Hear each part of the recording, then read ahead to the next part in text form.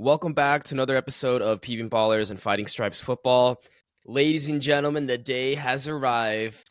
The demon has been exorcised.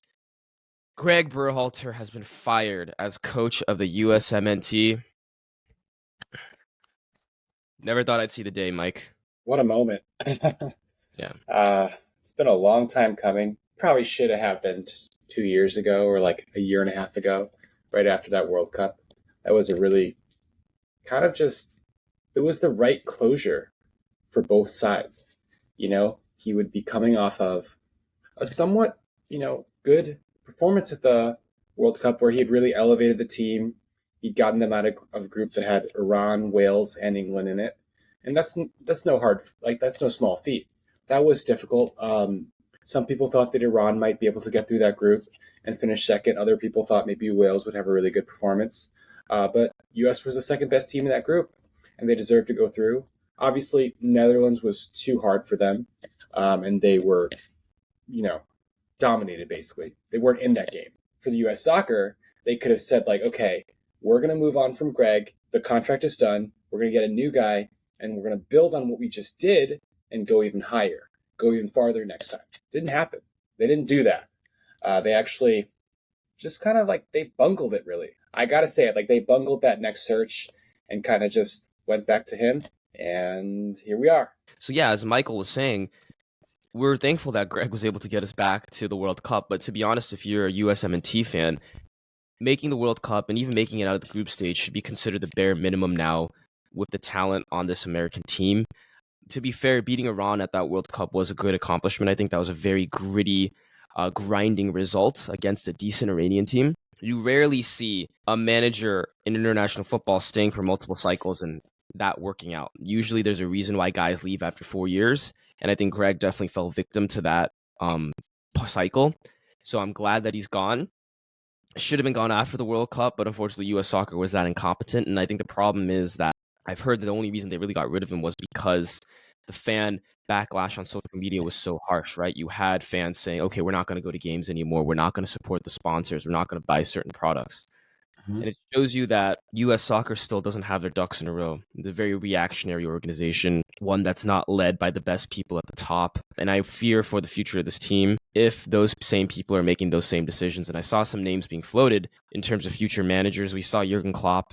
That is not happening, okay? Jurgen Klopp left Liverpool because he wanted a sabbatical from high-pressure football. And from Michael, I believe what you've told me is that he's not coming back for another job unless it's either the German national job or another thing that's really, really enticing. I believe U.S. Soccer reached out to him and made him an enticing offer or sent out feelers, and he rejected them right away, which is to be expected, right? Unless he has a personal connection to the United States, a top European manager isn't going to want to live in Chicago, no offense to Chicago, and coach the U.S. national team. There's no reason to unless you give them ungodly amounts of money. So I guess now we're at a point where we have to look at more realistic candidates, but I fear that a lot of people on US MNT Twitter are going to go down the rabbit hole and start throwing out names that would only exist in Alice in Wonderland. Yeah, I mean, Jurgen Klopp was just never happening. I think that it made sense to ask, but he's made it pretty clear that he needs a break. He's burned out. He really needs to not be coaching. And I think you see it kind of just in what he's doing right now with his life. He's started a new Instagram. He's going to play tennis. He's going to Taylor Swift concerts. He's enjoying himself. And he really deserves that. For the past, 10 years, he's been dedicating himself to this Liverpool job. And it's just taken a toll on him mentally and physically. I think he's tired. I don't think he's coming back for anything other than really the Germany job. And that's not going to be open for a bit. So he's going to have some time. So I was actually thinking about this. And obviously the Korean national team has just gone through one of the most embarrassing and shambolic manager searches I've ever seen. Yeah. And I would say that U.S. Soccer and the U.S. Soccer Federation is very much in danger of doing the same thing. I kind of think about it as U.S. Soccer Federation and the KFA, they're not very different. They're very poorly run places where they're very insular. The same people are there all the time. It runs on who you know, and a lot of the same names are recycled all the time. That's kind of Well, it's like how they they care about did making a profit, not about yeah, the they sport, love right? Yeah, making a profit. They yeah. do a really good job of it too. For example, like they made millions of dollars on the 2016 Copa America to the chagrin of CONMEBOL, right? So they made so much money on that 2016 Copa America that CONMEBOL got so jealous of it. They're like, we're going to run it this time and try to make money. And actually, CONMEBOL is not making that much money on it. But anyway, that's neither here nor there. What we're saying is they're not really that great, really run. And it's just maybe they have more money than the KFA. Still, they're not necessarily that smart. Their first name is freaking Jurgen Klopp. Like that's the first guy they call. He's not gonna be interested, no matter how much of a bag you give him. It's kind of I'm a little bit worried about who they're gonna get, but I think we should start talking about some names. Like I think we should start talking about names right now. Well, obviously, one of the first names that we saw as a realistic option, and my friend Tact put it up on his tactical manager Twitter that he wanted Hervé Renard to take the job. Hervé Renard is a good manager, but he's mainly made his name out for African teams in the sub-Saharan continent and also in like North Africa. From what I've heard is that he was also interested in the KNT job, but from reporting I've heard is that he wasn't very professional about taking the interview and he wasn't really serious about the job. It makes me wonder if he's one of those guys that just feels more comfortable in certain countries and doesn't want to coach in other countries. Would I think he's a good hire compared to Gregg Berhalter? Yes. But I wonder about the fit culturally and maybe even in the locker room with these US players, whether he would be able to connect with them or not. And I mean, like for me, so one thing that I do want to say in terms of like trying to find the next U.S. national team manager is it's got to be somebody that these players don't know. It really shouldn't be like an MLS coach that's been around for a while that they've maybe played for and know. It's got to be someone else because one of the biggest problems in the culture of this team right now is that they were too good friends with Gregg Berhalter. Like they were actually some of the guys that were like asking for him to come back after that World Cup. Someone like Christian Pulisic asked for him to come back. Weston McKennie asked for him to come back. Like Tyler Adams wanted him to come back. Obviously, like Berhalter had to mend his fences with Gio Reyna, but even that was made possible by the fact that like Reyna's teammates were telling them, like, give Greg a chance, talk to him about it, like work this out, okay? And so they were all friends with Greg. That can't happen again. No, we're not doing that again. So it's got to be someone a little bit different. I was actually just looking at the website ESPN FC, and they have some candidates on there. So I thought maybe you could like talk through some of these and see if they're realistic, possible, what we think about them. Okay, the first name is on the list is Jurgen Klopp. We've already talked about that. Okay, the next name is David Wagner. I actually think that could be really interesting. Obviously, Wagner and Klopp are friends. They've worked together, but also Wagner is German American, so he might kind of have like some sort of connection and be interested in it, but he's not going to know these guys at all, really, right? No. He I think he was called up actually in the mid-90s to the USMNT by Coach Steve Sampson, and he played his first ever game in 1996 in LA, so he has a connection to the States, but he's one of those guys who has, I think, American citizenship or an American passport, but spent most of his life in Europe. But he's done well, like he was able to keep Huddersfield Town up for a bit. He almost made it back to the Prem with Norwich City, was sacked back in May. He's a manager, I think, who has lots of experience in Germany managing there, and now he's also had experience in England. If you ask me, we could get a manager who has coached in the top flight in multiple countries in Europe. That resume would be a lot more impressive than what we had with Gregg Berhalter. But yeah, Wagner is a name for me that I would interview. Not necessarily my first choice, though. Steve Cherundolo. Yeah, and you know what? That's the name. Sorry to cut you off. I think he's going to get the job, but I'll explain why later. But yeah. Yeah, no, that's the thing. Steve Cherundolo, like he was kind of like a legend for the national team. Great defender, and now he's been just doing a really good job. He coached well with the Las Vegas Lights USL Championship, and then he went up to LAFC. He's done really well with them. He won MLS Cup and Supporter Shield in 2022. I mean, he's young. He's a national team guy, but he's not necessarily like he hasn't been around U.S. soccer really at all since then. So he'd kind of be a fresh face. I don't necessarily like want it to be an American guy. I think that might be an issue, but I get what you're saying. Like he has a really good shot to get this job. I don't want him to get the job, but I think he is going to get it. From what I've seen from sources around Twitter is saying that we should expect Steve to be one of the top candidates for the position. Not only is he a legend in U.S. soccer, but obviously he knows some of these players very, very well. And despite the fact that I think he still needs more time coaching at LAFC and getting more experience. So Steve was asked about the vacant USMNT job. And when they asked him about it, he basically said, oh, it's not the right time to talk about this. I'm focused on LAFC. I'm very proud of what's going on here. To me, that sounds like a guy who's going to get interviewed or has been interviewed by U.S. soccer. And I think given the way that U.S. soccer is run, like you said, where it's very insular and they like to hire who they're comfortable with, to me, there's a good shot that Steve Cherundolo gets this job. Do I think he's a bad manager by any means? No. But I'd rather get someone who's not an American and also, like you said, who has a bit more experience. He's still relatively young for a manager. And I think that we're going again into that thing where we're hiring someone the players are going to like. And there's just too much coddling going on. And yeah, if Steve gets the job, like I'll support him. I want him to do well. But man, dude, definitely not my first choice. And it's a very bland and obvious choice, right? Yeah. I mean, the worry would be that a similar sort of culture kind of develops where the players are friendly with him, they know him, and they just aren't pushed as hard as they could be, and they get a little bit complacent and comfortable, which is what they are now. Like they're pretty comfortable right now. They're not really pushing themselves as hard as they could. We heard a lot of reports like Weston McKennie showed up pretty out of shape to the Copa America camp. He'd been on vacation and whatnot, right? So we got to change that sort of feeling around the camp. Next name is one I talked about in the last video, Wilfried Nancy. This guy just won, the MLS Cup recently, and he's been kind of lighting it up with Columbus Crew, but he also worked with Thierry Henry. He'd be just a fresh eye. He's not American. He would be something different. And I think that it would be, if you want to get someone who's in MLS right now, which is what kind of what the U.S. Soccer Federation kind of does, this would be a better choice for me than Steve Cherundolo would be. Yeah, but again, optics is very interesting. Like, I don't care that he's the Columbus Crew coach, but some USMNT fans might be like, oh, here we go again. We're hiring from the same club. We're taking from the same kind of leadership and organization.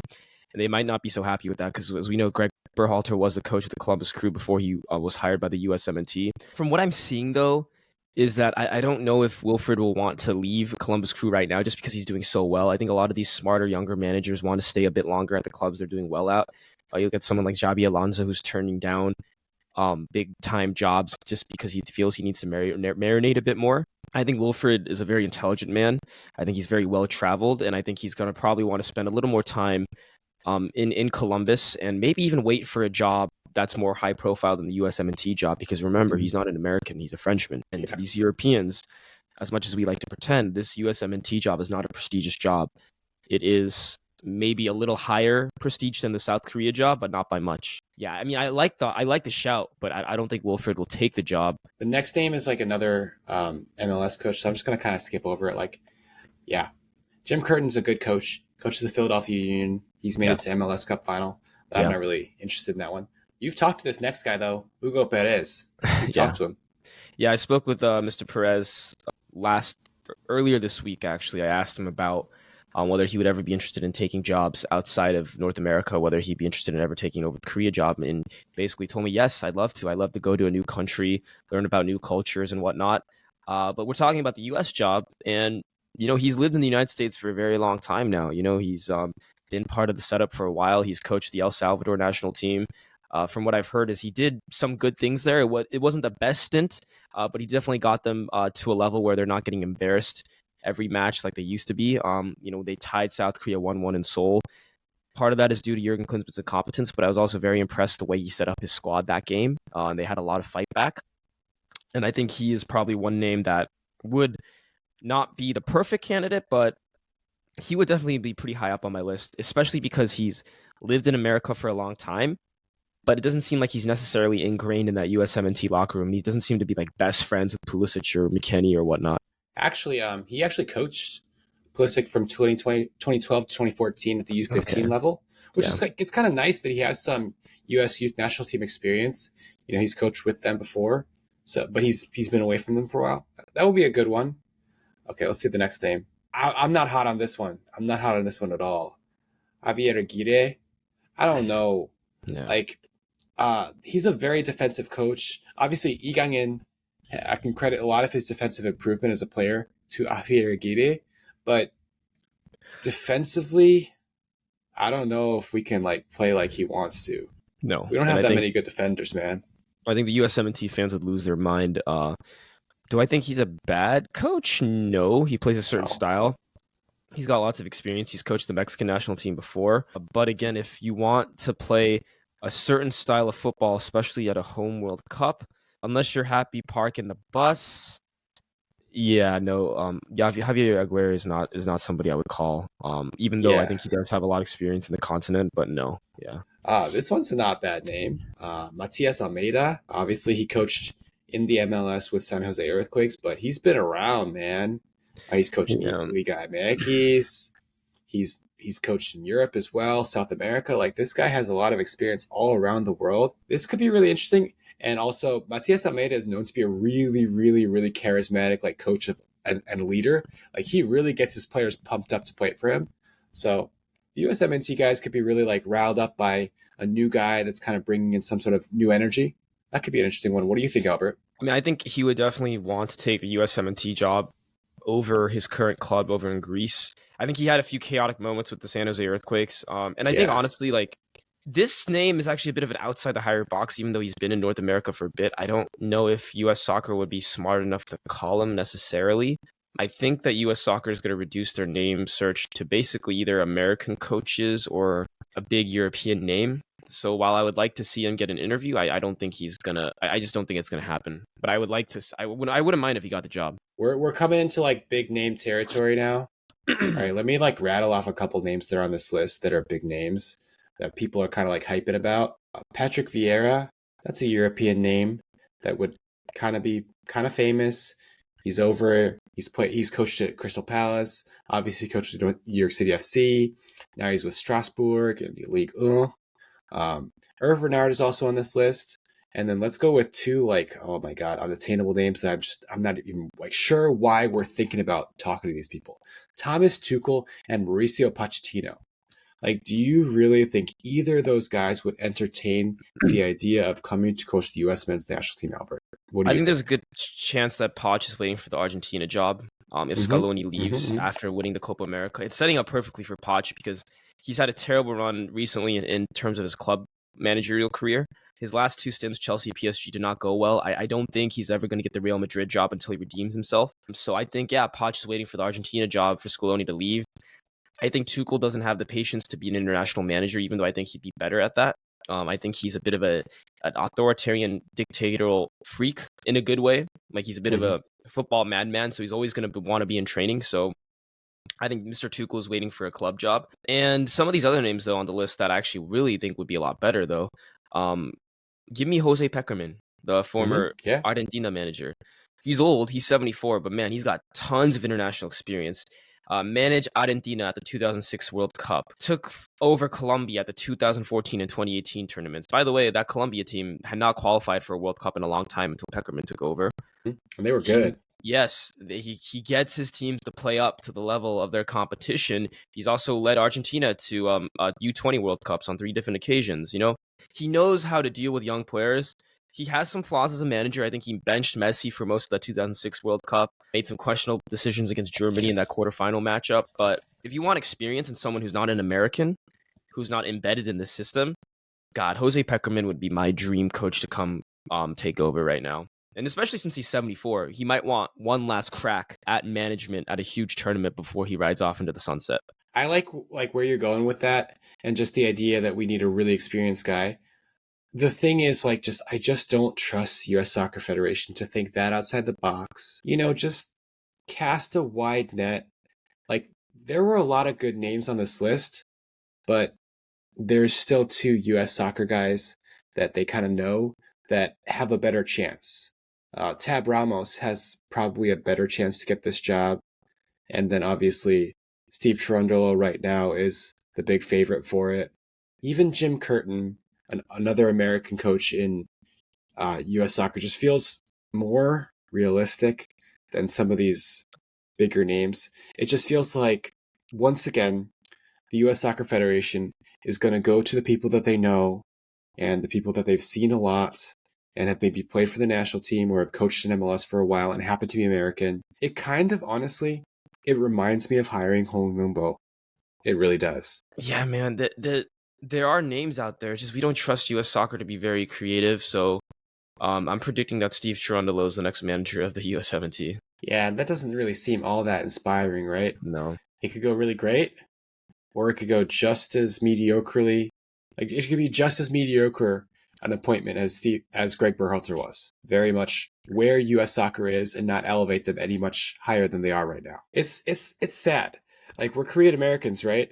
And we're kind of stuck with two football associations that just are not very creative, are not very well run, and even though they talk a big game about wanting to get like these huge names, like US soccer is probably going to be, putting out stories to the press saying they're really close to getting Klopp. But at the end of the day, it's probably not going to happen no matter how hard they try. Mm-hmm. And then, they're going to fall back on the American guy that they know and just try to pump him up as a good candidate and go from there and say, this is our new manager. Let's believe in him and see what happens. And we'll have to see. We'll be covering it all for you on Peeping Ballers and Fighting Stripes. Don't forget to hit like and subscribe, guys. Thanks for watching, and we'll see you in the next one. Thanks, guys.